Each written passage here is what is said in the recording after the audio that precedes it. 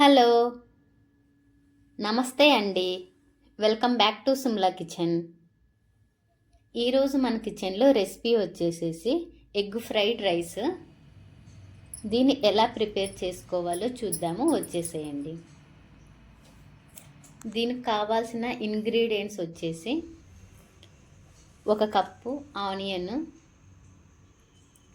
1/2 cup carrot, 1 cup cabbage, 1 cup capsicum, కొద్దిగా ఉల్లికాడలు, ఇవన్నీ cut చేసేసుకొని పక్కన పెట్టేసుకుంటున్నాను. తర్వాత స్టవ్ ఆన్ చేసేసుకొని ఒక పెనుమును పెట్టి ఇందులోకి కొద్దిగా ఆయిల్ పోసేసుకొని ఇందులోకి అయితే నేను 5 ఎగ్గులు అయితే పగలగొట్టుకొని ఇందులోకి వేసుకుంటున్నానండి. ఇలా వేసేసుకొని ఎగ్గునైతే బాగా ఫ్రై చేసుకోవాలి. మరి చిన్నగా కాకుండా ఇలా కొద్దిగా పెద్ద సైజు ముక్కలుగా అయితే ఫ్రై చేసేసుకోవాలి. తర్వాత ఇందులోకి కొద్దిగా ఉప్పు, కొద్దిగా మిరియాల పొడి కూడా వేసేసుకొని బాగా కలుపుకోవాలి. ఇలా బాగా ఫ్రై చేసేసుకొని దీన్ని అయితే ఒక ప్లేట్లోకి అయితే తీసుకుంటున్నాను. తర్వాత అదే ప్యాన్లో కొద్దిగా ఆయిల్ పోసేసుకొని కట్ చేసి పెట్టుకున్న క్యారెట్ ముక్కలు, అలాగే క్యాప్సికమ్ కూడా వేసేసుకొని ఫ్రై చేసుకుంటున్నాను.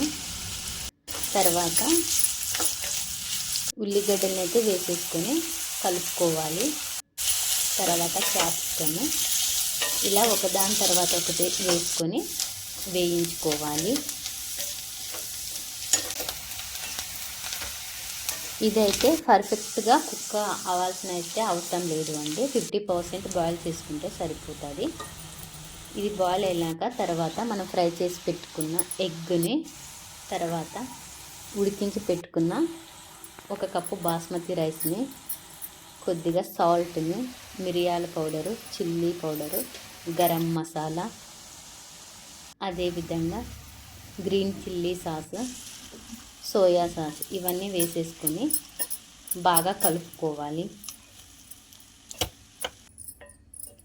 ఇలా బాగా ఒక 2 మినిట్స్ పాటు హై ఫ్లేమ్లోనే రైస్ బాగా వేడయ్యేలాగా బాగా కలుపుకోవాలి.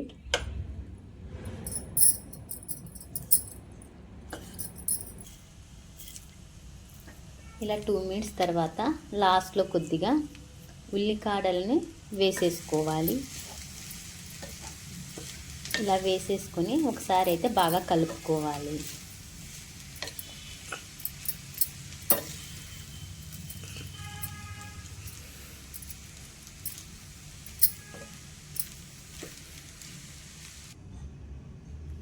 ఇక్కడైతే మనకి ఎగ్ ఫ్రైడ్ రైస్ అయితే రెడీ అయిపోయిందండి.